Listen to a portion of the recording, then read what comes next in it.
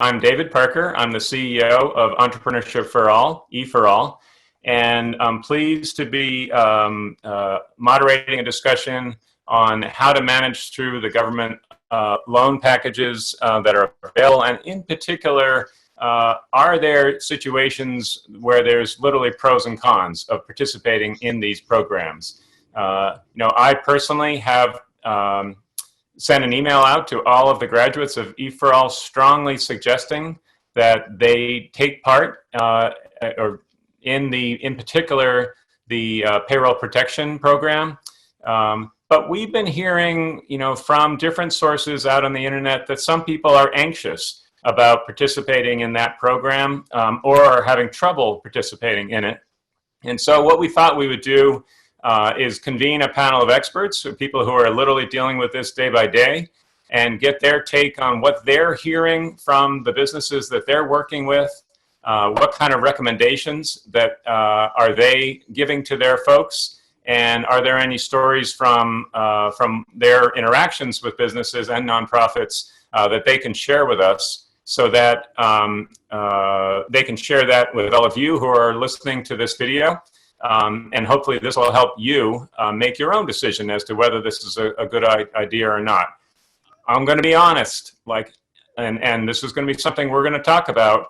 I'm going to be hard pressed to be convinced that any small business or nonprofit should not apply for the PPP program.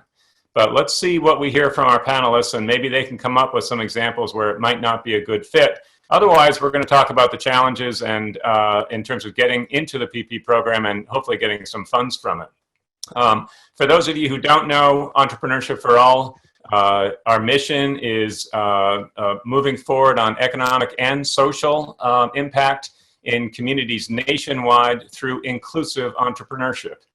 So we work with entrepreneurs who want to start businesses in communities that need a little extra help. And these folks are often underrepresented as entrepreneurs, and so we do our best to help them refine their ideas and take them to market and be successful with them. Many of them are smaller businesses, literally a lot of folks who are solo entrepreneurs, some folks with 2 to 5 employees, some folks with 6 to 10, but generally these are very small businesses. So they are, in theory, a really great fit for these government programs. Just to give you a sense of what kind of pain is out there in the broader market today, EforAll participated in a survey and encouraged our graduates, along with many, many other small businesses across the Commonwealth of Massachusetts, to give feedback on how things are going currently through the COVID crisis. And what their prospects are going forward. So let me just share some basic statistics with you that we've got from the survey. Over 400 results. So we're pretty confident in the quality of these results. So the first one is 63% of the respondents are anticipating or already seeing a 50 to 100% drop in their sales. 39%, 75% plus drop in sales. So over a third of all of these small businesses have virtually no sales left. 35%, just above a third, are not aware or mildly aware of the stimulus options. So these two loan programs, which have gotten a lot of publicity in the media and online, all kinds of different sources, still a third of the respondents to this survey are really not clear at all about what these programs are. Over half are applying for the EIDL, that's the Economic Injury Disaster Loan, and 59% are applying for the PPP, which is the Payroll Protection Program. Now, one side of the coin, you might say, those are great, nice high numbers. In my opinion, those are terrible numbers. Why aren't those numbers at 90 or 95% or even 100%? So in my eyes, there's something wrong. We've got to get more and more of these small businesses confident that these are the right programs for them. As you can tell, I've got my own point of view here. And I want to tell you that our poll has been open, and here's the answer to have people applied. So yes, we applied but haven't heard, 13%. Yes, we applied and got a yes, but we haven't gotten the money, 13%. Still in the midst of the application, 27%, and no, we have not applied, 47%. So there we go. So really high numbers of folks who are uncertain whether this is the right program for them, or they're in the midst of it and not really sure how it's going to end up for them. So thanks for sharing that, Deborah. Nice to get those quick results. Last number I'll share with you. David, can I add two other things? One, we need to let everyone know we are recording because we're supposed to do that. And number two, as we go along, if you have questions, please enter them in the chat box and we will read them, or you can enter them in the Q&A. Sorry, David, go back. No worries. Thank you, Deborah. The last quote from the survey is 57% of the survey respondents think that the relief that they could get from these government programs will not be enough to get them through the next 3 months. So well over half are not confident they're going to make it through 3 months, even if they get the money that they're looking for from these government programs. So this is a really tough situation that we have out here. Folks are clearly hurting in terms of how their businesses are being run. And so let me introduce the panelists that we've got. And we'll go from there. So on my screen, Melinda is next to me. I don't know if that is for everybody. So Melinda, let me introduce you. Melinda is a current advisor to the Massachusetts Small Business Development Center, SBDC. That's based in the South Coast in Fall River. She was the former regional director of that center, and she knows the ins and outs of everything related to the SBA and all of their loan programs, and has been actively involved communicating directly with businesses with questions about the current situation. She is, I'll also add, a mentor, a specialist, an advisory board member to EforAll's South Coast program based in both New Bedford and Fall River. Melinda is a terrific part of EforAll. We're super glad to have her on board. Say hi, Melinda. Oh, except you're on mute, Melinda, sorry. Hi there, glad to be on board, forgot to unmute. Okay, there we go. Thanks, Melinda. All right, let's move on. Then next on my screen, at least, is Sushil and Matt, who both come from Leader Bank, based in Arlington, Mass. And Sushil is the founder of it and the CEO. He started the bank in 2000. It now has more than 250 employees and 7 branches and over 1.2 billion in assets. One of the reasons that I called Sushil about being on part of this panel is because he has taken a very proactive role in advocating for his customers and non-customers to take advantage of this program. And as far as I can tell, one of the few banks in Massachusetts to take an early lead in encouraging anybody to stop in the door or call them and participate in a loan. So give a wave, Sushil and Matt. Thank you so much, David. We are so happy to be here. And with me is also Matt Pierce. Matt, say hello to them. Hi, everyone. And David, one of the things I want to tell you is that, which you have not mentioned yet, if any of your listeners have already SBA secured loan, SBA is making 6 months payment on their behalf. Right. And so they should definitely check with their lender and don't make their April payment, and make sure that the lender submits to the SBA to get that 6 months payment from them. Right, understood. We're going to concentrate more on both the EIDL and the PPP, but you're right. There are other ways that folks can defer payments or save money by essentially calling up their lender. And that definitely works with the SBA, and I'm sure it works with most banks, and that's good advice. And Matt, you are the Chief Credit Officer, is that right? Correct. Yep, Correct. Great. So it's great to have you both on board. Let me next introduce Anthony. Anthony, I should know how to pronounce your last name, but you better say it. Ackil. Ackil, thank you. Anthony is really a superstar that we have on this panel because in 2004 he founded Be Good. Be Good is still is a Boston-based fast casual restaurant chain I suspect many people listening to this conference will have partake of his wonderful food. Anthony rode the growth of Be Good up to over 70 different locations in 10 states, and then successfully was able to separate from that business, and it's still going forward.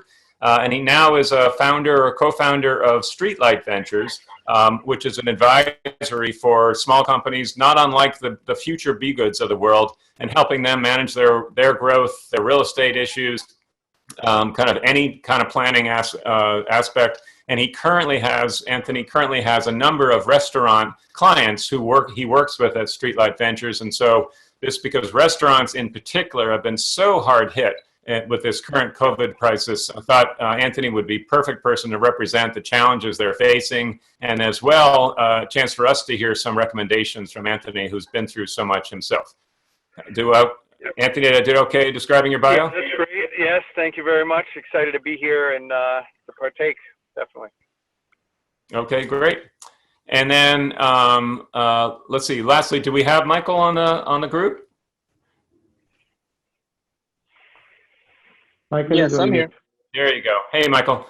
So we have Michael Medina from Accion East.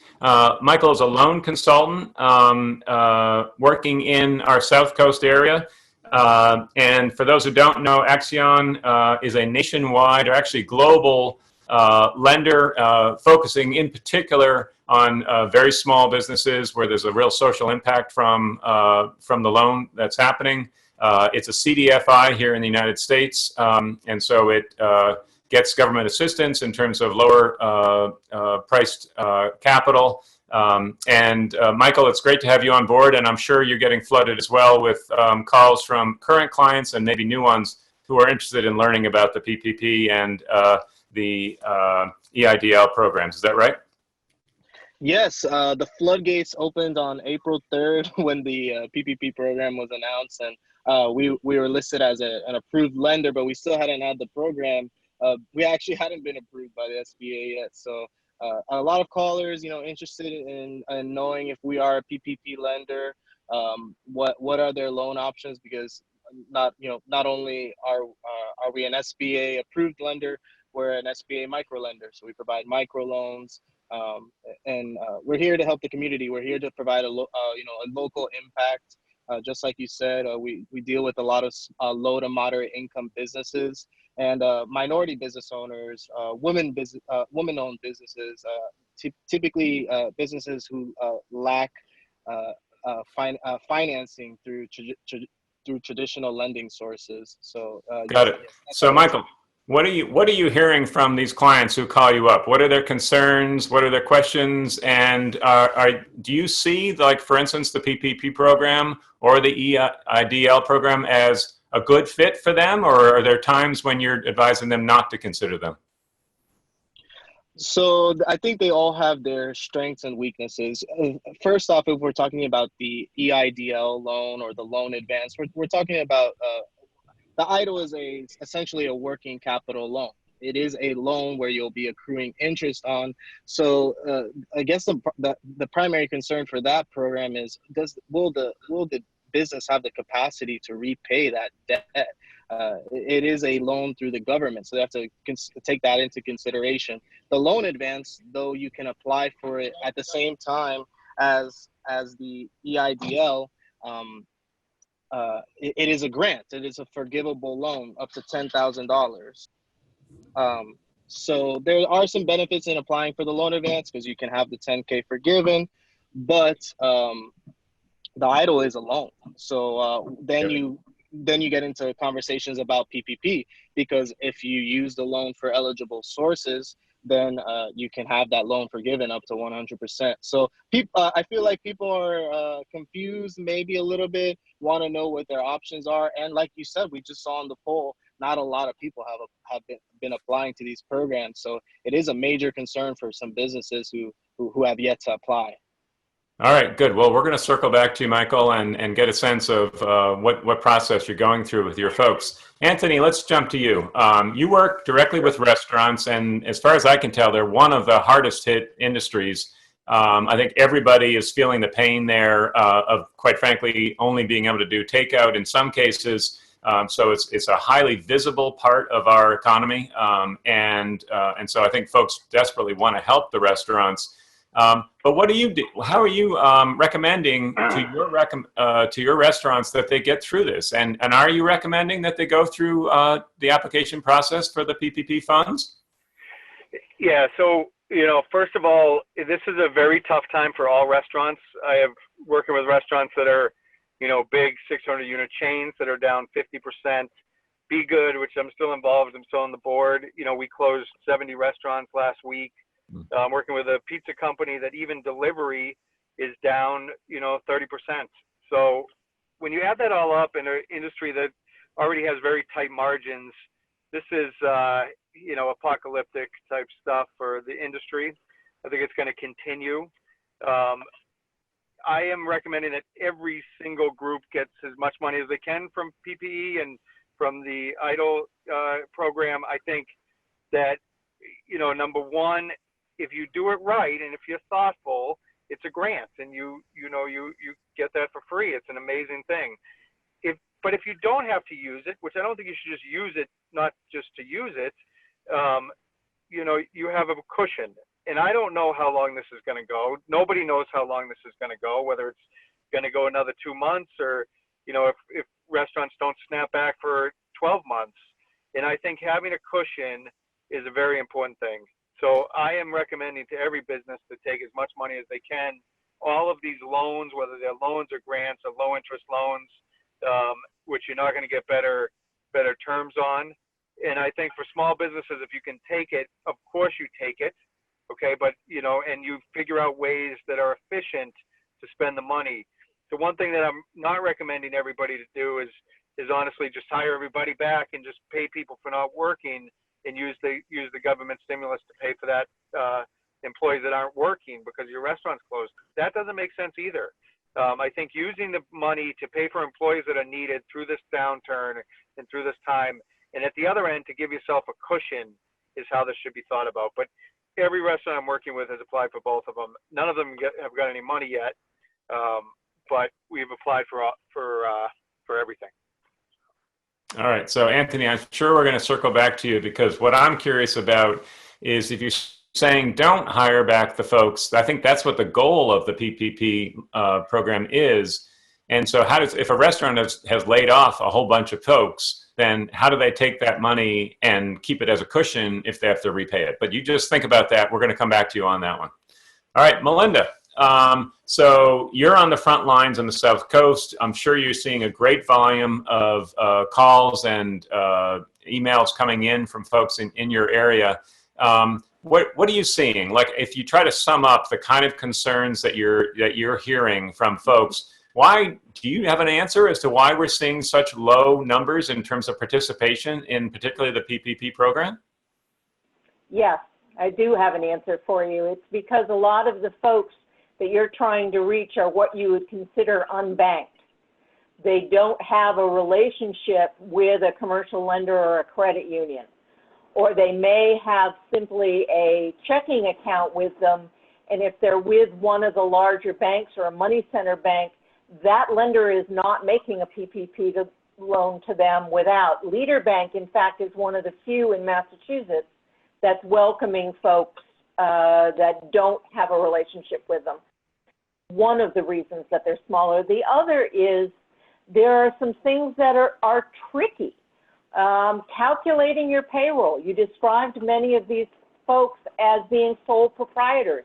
Well, a sole proprietor doesn't have a payroll. It can't present you with a 941 form from their payroll company. So how do they do that? And it's not, there are lots of FAQs out there, but it's not completely clear how they calculate it. By the way, we know how to calculate it, but it's not clear on its face. And the other thing is some of these companies, the small businesses, for example, I'm just going to use my nephew as an example. He has a small construction company, and so he applied for the PPP, and he got back from his bank a list of documents that he needed to submit to them, which included, he needed the payroll registers, he needed the health insurance binder, he needed the retirement forms. And he sent me an email that said, what? And I said, sorry, it's not for you. You just have to say it's not applicable. But when you get a request from an entity that's making you a loan and you can't provide the information, it's off-putting, to say the least, and a little bit scary. It's really disheartening to hear you talk about, like, your first answer to my question was that for many, many small businesses, the real issue is the bank, because the bank is only processing or accepting applications from lending customers as opposed to savings or checking account customers. And that's very common, Melinda. Is that what you're saying? Yeah, let me be clear. That's for the PPP. And I agree with Anthony that they should apply for everything, which is different than what I think you said at the beginning. And they do not have to have a banking relationship to apply for the economic injury disaster loan. And the only way that they get access to the grant that's tied to that is by applying for that disaster loan. So everybody should be applying for both, because that's how you get there. Right. Right. So we're hoping that somehow the message gets to these banks that, and just to put it out there, Melinda, you know the answer to this, but these loans are 100% guaranteed by the federal government, right? There shouldn't be any aspect of risk that the banks have to deal with here. So in theory, they should be happily accepting these loans because they also get paid some extra from the federal government to process them. But still, the banks are being very, very conservative about whether they want to accept these loans or not. So a big challenge that they have. And so that's a nice segue into our last participant. So Sushil and Matt, talk to us about your perspective. Like, you've done, already something that we shouldn't have to celebrate because we wish that every bank would have done this, but it's not the case. And that is that you're saying that pretty much anybody with a small business can apply for a PPP loan at Leader Bank, not just lending customers, but also your savings and checking customers, but even somebody who comes out of the blue and says, I don't have an account with you, but I'll still like to apply for a loan, and you're accepting them as well. So how is this all turning out for you? Can you tell the other bankers that this is something every bank should be doing, or are there any challenges that you're facing? Sure. Melinda, thank you so much for talking about Leader Bank. So, David, I'll talk about Leader Bank, why, and then Matt will answer the technical question. In 2002, when I started Leader Bank, I was a small businessman, just like everybody else, with only 7 employees. I have grown the bank to 250 employees, so I understand what does it take to grow the bank. So when this PPP program was announced, we were ready. We were working on it as the Senate and Congress were working on to approve the funds. So on April 2nd, we had a separate website ready, and at midnight, the website was active. So a customer could go on that website, a client of ours or not a client, and they can apply for the loan. On the 3rd, by morning, 9 o'clock, we had over 100 people who applied for and close to $20 million. And our goal is, it doesn't matter. We need to help these people. They are small business owners. They need help. And we as a bank who flourished helping these people, we want to help them out. And Melinda, as you said, if you don't apply, you're not going to get anything. Whether it's a PPP program or the other program, people have to apply. And Matt will give the answer for the question you asked, David. Okay, do you just want to repeat the question you'd like me to talk about? So what I'm curious about is how is the process that Leader Bank has gone through of accepting applications from pretty much any small business. Has that been stressful for the bank? Has it been challenging? Are you actually submitting application requests from everybody, including new customers, successfully, or does that take longer? Correct. I would say in normal circumstances it would be stressful, but as Sushil mentioned, we've been working about a week ahead of time before launching the website. We had good processes in place. We had good approval processes in place. My underwriting staff was set up, and keep in mind, this is a bank that, with everything going on in the world, we're all working remote at the same time. So to have the streamlined communications and approval processes in place made application processing that much smoother for us and for the customer experience. I would say that between the differences of an application of an existing client and a new client, they're relatively the same process. There may be a few more questions associated with a new client just because of certain BSA and compliance documents we want to have just to document our file. But that's really the main difference there.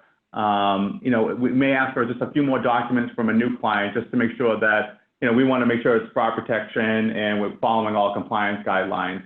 And also we want to put a personal touch on those new customers because we'd like them to be customers for longer than this program. So we want to get to know them a little bit with the process at the same time. So we're connecting them with them. Every one of them is getting a personal email from someone on our staff and or a phone call to connect and let them know where they are in the process and see how else we can help them and try to capture more business. So one more question for you. How many folks have you, how many applications have you actually submitted to the SBA for approval? And can you split it between customers and non-customers for us? So we have submitted over 200 applications. We have secured about $63 million. And out of that $63 million, I'll say close to $20 million is for non-customers. Okay. And we are writing out checks to people? Are they out? That's what I was going to say, that we are one of the few banks who have written checks. We closed about 25 loans last week, and we are closing about 15 today, and we'll be closing a lot of them tomorrow. So I'm sure people are curious. I know I am. What's that process like? You submit the application to the SBA into some sort of a computer, program. Do you instantly hear back that it's been approved? And then what's the process before the check gets written? So once we get the application from the customer, the PPP application, our team takes a scrub at it to make sure that it's all complete and all the data is there. We then take that data, and as a preferred lender on SBA, we have the ability to book the loans on the SBA system right here in-house. We are underwriting and approving on behalf of SBA, so we're not submitting things directly into the SBA, which makes it a little bit more efficient process for us and for the customer experience. When we're booking data into the SBA system, it's really a lot of who the owners are, know your borrower. They want to capture tax ID information. They want to see if this customer has had a prior government loan and if that was in good standing and repaid as agreed, things of that nature. And then we also do a lot of different company size tests, meaning that if a company has $50 million in revenue based on the NAICS code, it may be too large to qualify as a small business, things of that nature. Okay. So it's about a 20-minute process we go through, and it validates that saying this company is eligible, and it gives us a guarantee, which means that it reserves the funds out of the $350 million. From there, it goes into an underwriting pool. What's that? Billion. Yes, $350 billion, right. Yep. So from there, it goes into an underwriting pool, and probably within a few days after that, we're formally approving the loans.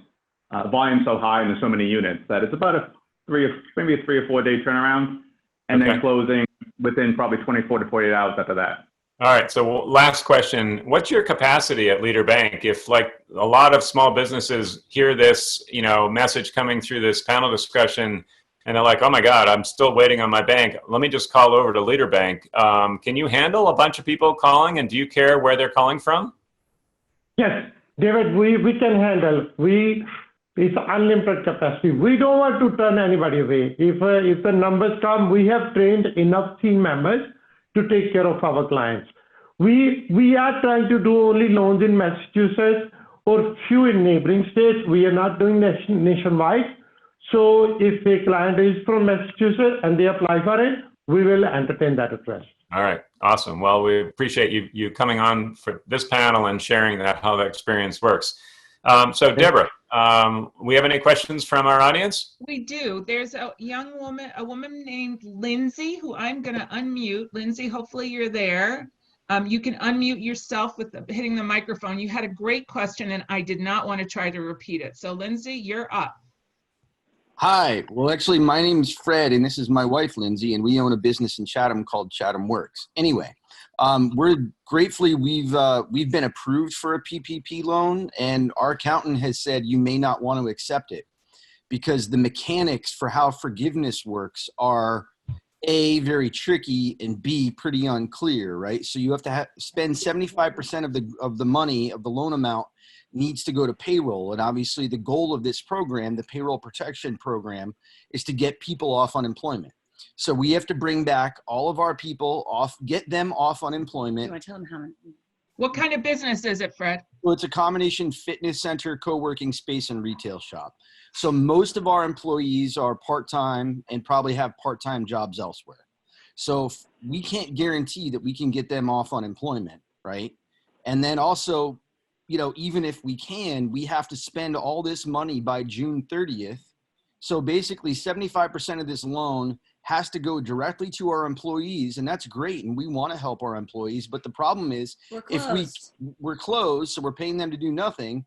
But also, if we can't check all the boxes and fulfill all the criteria, then it goes from being a forgiven loan to us being on the hook for this when 75% of the money is going to go to our employees for doing almost nothing. So all right, this is just the question I was hoping to get asked All right. to our group. Lindsay, thank you so much. That was awesome. So I'm guessing, let me start with Anthony. This is perhaps a question that you've heard from your restaurant clients. What's your advice? Yeah, so I think it's a really good question. I think what you said is it's a little bit vague how it works. I think that's totally true. But this is my point of view in this whole thing, okay? So let's say that you take out $100,000. To get the full $100,000 in forgiveness, you have to spend 75% of that on your employees, and you can spend 25% on your rent or on your utilities, okay, to get the full amount. But they're not saying that's the only way that you can get forgiveness. So let's say that let's say I'm not open at all, okay? Let's say I'm not open at all. Why would you take that loan, okay? The loan can be paid back the way that I read it without penalty, right? So long as you have a loan, you have money, that you have a cushion. Let's say that things don't, reopen for 10 months.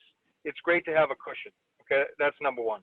And I don't think there's anything wrong with taking a loan that you can pay back, whenever you need at a super low interest rate, okay, with no penalty. I think that's a good thing to have money in the bank at 1% interest that you can pay back with no penalty, okay? But besides that, let's say that you open for a restaurant perspective, just for delivery, and instead of having 10 employees or 20 employees, you now have 10, okay? Use a portion of that PPP to pay those 10 employees, okay? You will not get the full loan forgiven, but you will get a portion of what you spend on those employees forgiven, the way that it's written. For me, that sounds great. It's free money. It's money that I can use to run my business, okay? So even if you're not open at all, I would take it as a cushion. If you are open, I would take it and use a portion of that to pay for employees and to pay for rent and get whatever forgiveness you can get, which is great anyways. So no matter what, I would take it. Any other comments from other panelists? I do. I have a comment. Completely agree with Anthony. And I want to add another point. One of the things your accountant may have told you is that you're going to have to carefully document how you have spent that money. So one of the things we're advising our clients is put that money into a separate checking account or separate bank account so that the disbursements are clear where they go out of it.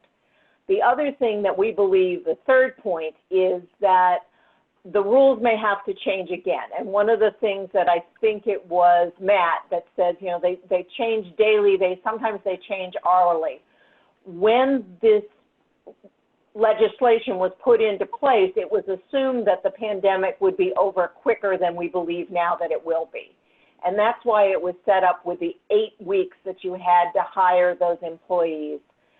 If I was a betting person, I would think they are going to have to extend that regulation because of the individual states causing people's businesses to be closed down during that 8-week period. So it's patently not fair on its face.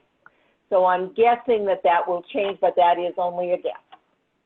So Melinda, I want to ask you a question from what you said this is something I was curious about, and that is like proving that these monies are being spent for these purposes.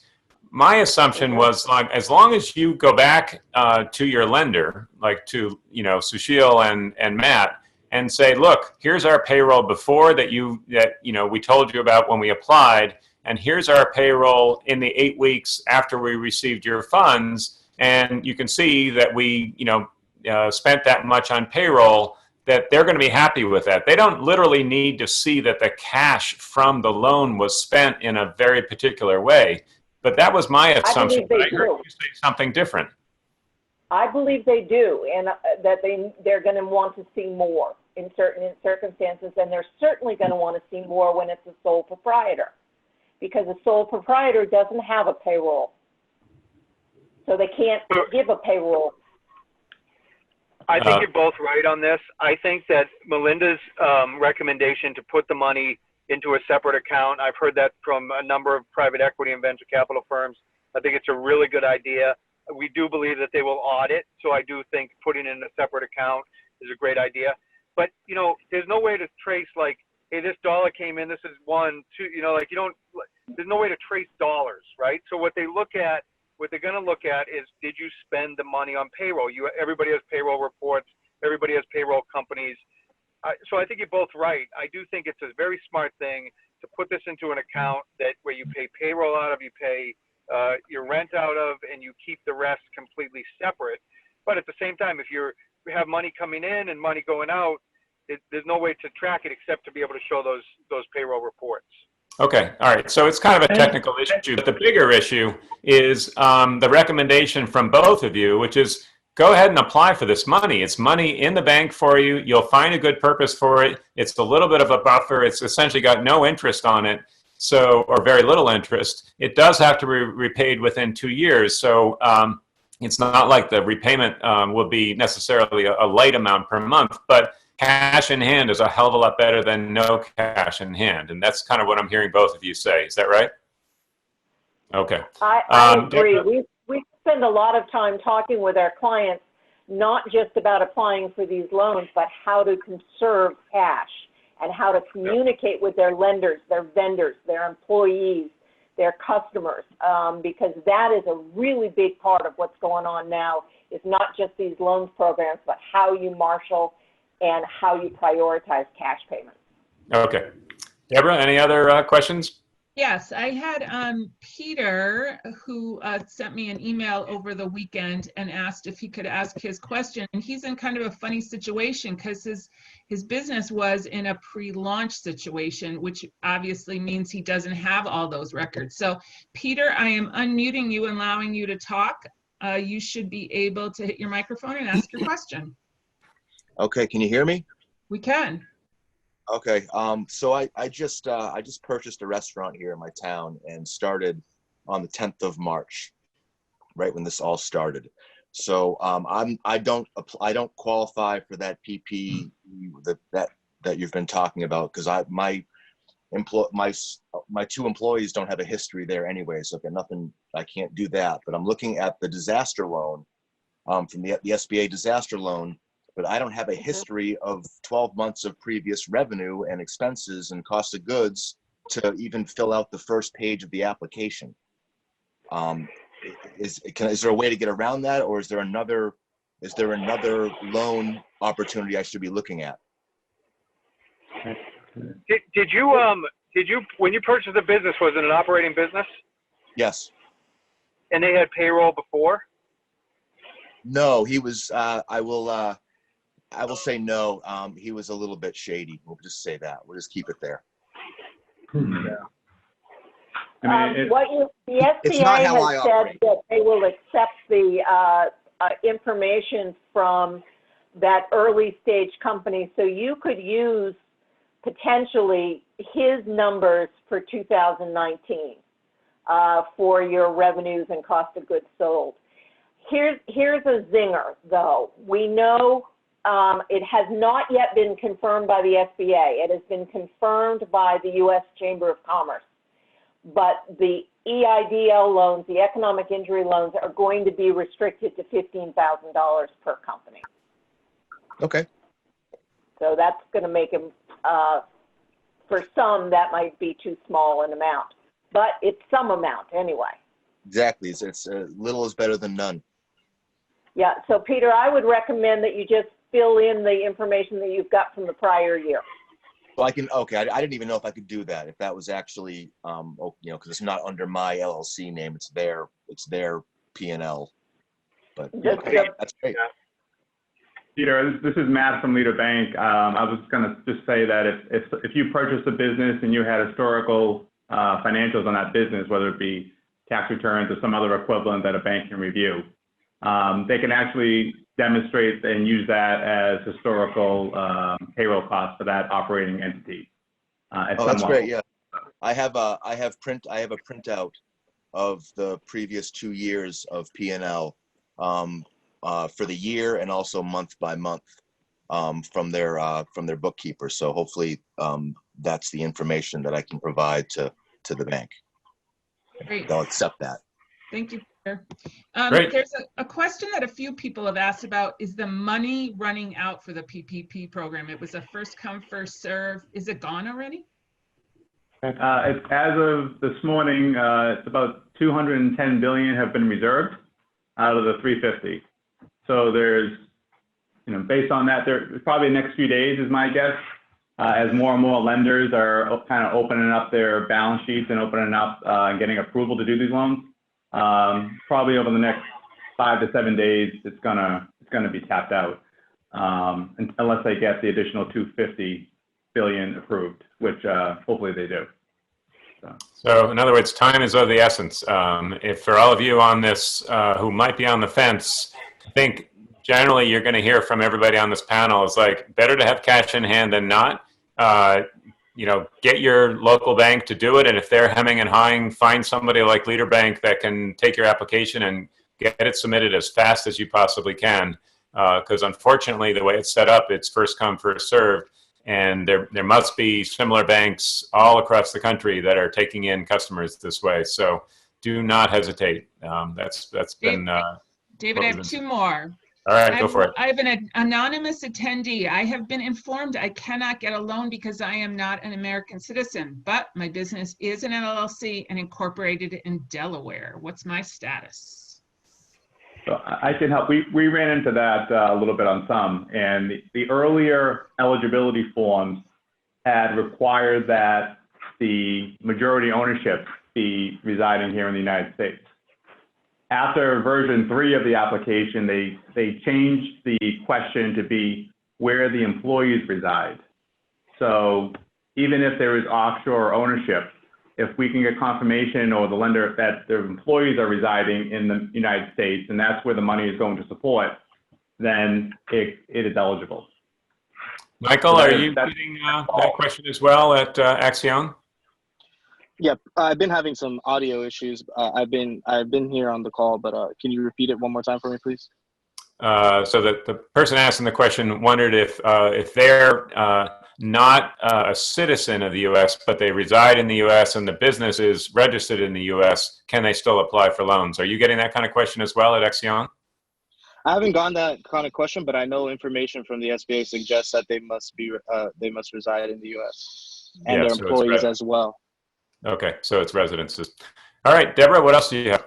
So Leslie Weller, I am going to unmute you. You have a great question, especially for those of us in Berkshire County about running a seasonal business. You are unmuted. Hi there. Thanks so much for pulling this together. It's been really valuable. My question centers around businesses that are seasonal. One for new businesses and two for businesses that aren't open now.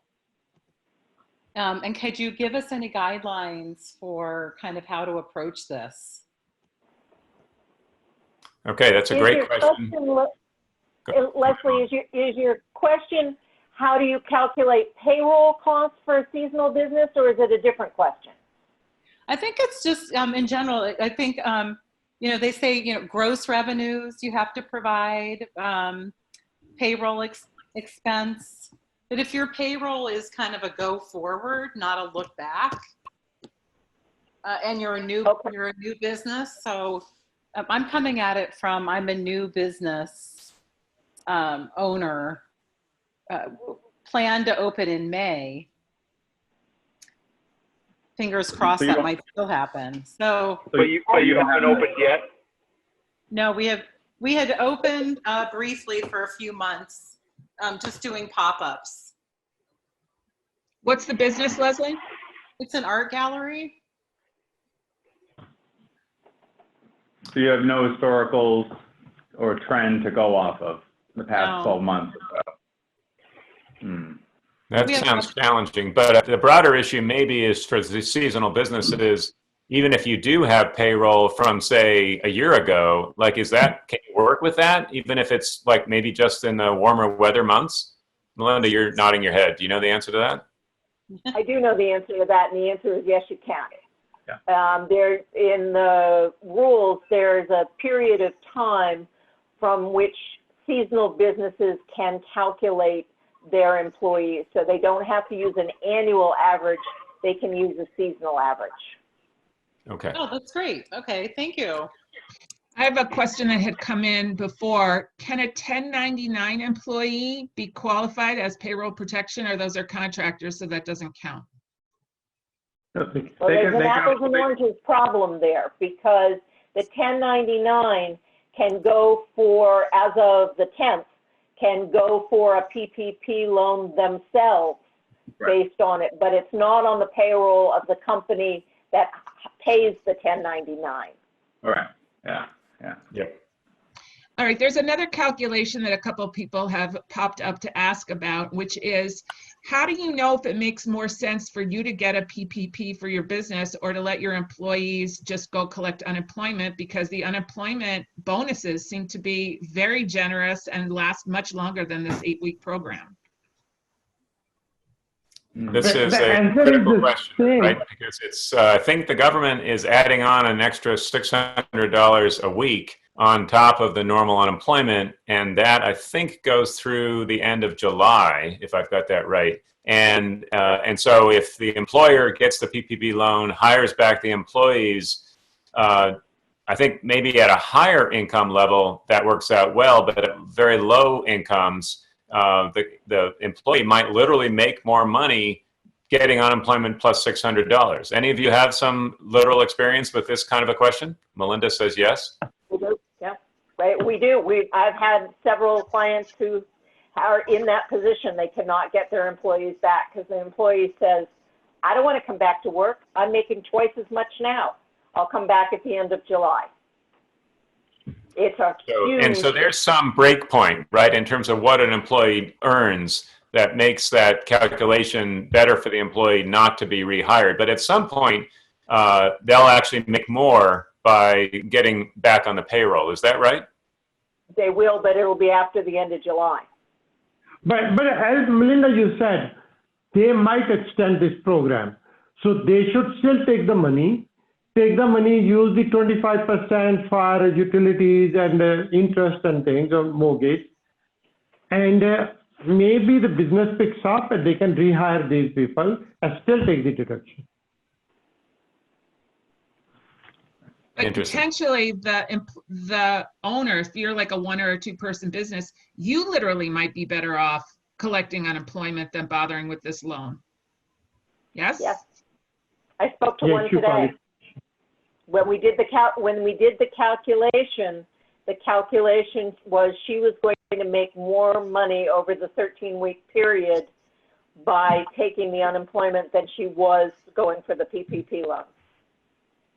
The only proviso I'll give you is that I understand that the unemployment system in every state is completely backed up and you can't get your application, a new application, approved. It's probably a lot like what they're going through with these loans. I assume so. Yeah, I would agree on that statement as well. Is that while they may struggle to apply for for unemployment, yeah, they're still having a tough time finding a lender that will provide them the PPP. Can I ask the bankers, a few people have said that they've applied for things and they just can't get a return phone call, a return email. They have a bank relationship, or they've applied for an EIDL and they can't get any answer from the SBA and they feel very stranded. Each bank is different. In our case, when they apply for a loan, we send an email right away to them, letting them know that we are acknowledging that they have applied for it. We have a team. We have two shifts working. We have a morning shift and we have evening shift. So within 24 to 48 hours, we try to get back to these people. And in some people, if they submit the complete application, we just reserve the funds for them, and we let them know that the funds have been reserved, and we'll underwrite the loan. So every bank is going to be different. We brought, Sushil on and Leader Bank on because we know that they've been in, kind of an open door policy, which is unusual. But I'd say we're hearing stories across the, country of banks in, large and small that are having different kinds of issues. Whether it's legal issues, they're waiting for some determination. It could be administrative issues. They don't have the staff. It could be technical issues. So unfortunately, it really is a bank by bank thing. And so you just gotta, if you're just not getting the service that you want from your current bank, you find a bank like the one we've got here, a Leader Bank, that is taking new clients, and you jump on it. So if you have an application with another bank and you haven't heard, you're saying start a new one? They have to withdraw that application. They cannot have two applications. That's what the common knowledge is, that if the EIN is read twice by the SBA, they could have their loan declined. Is that true? Correct. Yeah, we had one that someone didn't know and applied twice, and we put it in the system for SBA booking, it flagged it as already in the system. So then they found out that the other bank put it through, we just didn't, and they were never notified about it, so they weren't sure of the status, which is why they went somewhere else. But they were already in the system. So is there a penalty in that case, Matt, or they just stay with the one that was accepted? For us, it just gets flagged as a warning that they're already in the system, and then we just withdraw so we never actually book it. It's like a pink flag that goes up saying. Is it not a bad thing to do to apply through multiple banks and whoever gets it in first? It says right on the application, you're acknowledging that you're only applying to one bank. I see. Got it. Yeah, makes sense. So it's just human error, but. Fair enough. Deborah, any other questions?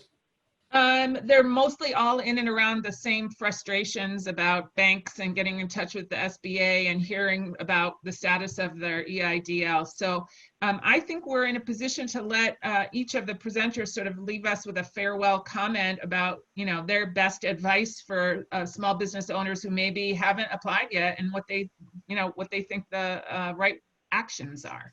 Sounds good. Let's see. Why don't we start? Anthony, are you still with us? I think he was having audio problems. Right. I was just double checking there.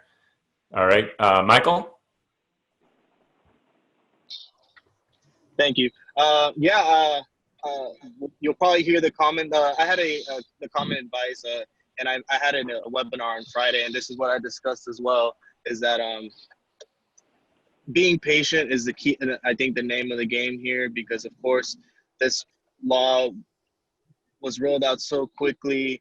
The funding, some lenders weren't prepared for it. As you've seen, banks have had to stop their application process. So I think patience is the name of the game.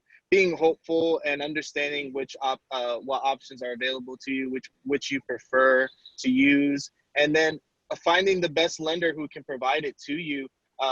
What relationship that you have established, and if you are one of those businesses that feels that you won't receive it from your commercial bank, to start researching and looking for local community banks, like we're listening here today about this bank.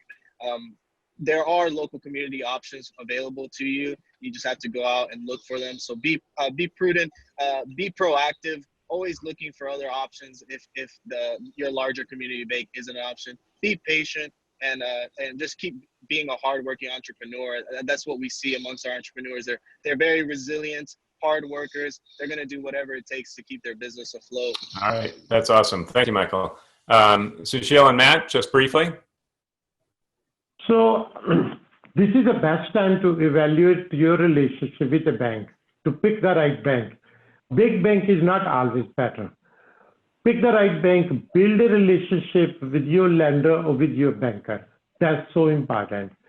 And apply for it, have patience. The bankers, I mean, we are in the business of lending money. We are in the business of helping people, and we want to help the right people. It's just not the PPP program and you're done. It's after that, how we're going to help you grow your business, and your banker can help you with that. Yeah, I would just say we've been doing this for over a week now, is to spend the time and submit a completed application to your lender. We're finding more than not that the system, we're getting, hundreds of, if not 1,000 applications sometimes in here. And when they're incomplete, it puts, slows down the process for everyone. So the ones that are complete, that are thorough, they're getting through the system very quickly, from SBA, from underwriting to approval, and they're the ones that are getting their money. The ones that are incomplete are the ones that our underwriting team is spending a lot of time working on, chasing documents, and we have deadlines and goals ourselves we're trying to achieve for them and for the SBA. So all right, it's encouraged to take that time. Great, thank you both. Melinda. My top tips are apply for everything, and just as Matt said, apply for it completely so you don't get kicked out because you forgot to sign the application like one of my clients did. Conserve cash, prioritize who you're going to pay, and look for relief from everybody, from your landlord, from your vendors, from everybody, and communicate with folks. And the last thing, which we didn't get to talking about, is document everything. When it comes down to resolving these and paying these back, you're going to want documentation of what you've done. So keep track. All right, awesome. I think we'll end there. So on behalf of EforAll, Entrepreneurship for All, as we're trying to help people start businesses and help our graduates continue on with building their businesses, hopefully this advice has been helpful for you. Thank you so much to all of our panelists. You've all been incredibly helpful. I learned a ton here, and I'm sure the folks who listened in will, and hopefully a whole bunch more will find this video and be able to learn as well. So best of luck to everybody in getting a quick application into these programs. Don't hesitate and take advantage of the knowledge that you learned here. Thanks, everybody. We also have other webinars. Check our website, eforall.org. Excellent. So hopefully we can help you out there too. Bye-bye. All right. Take care, everybody. Thank you.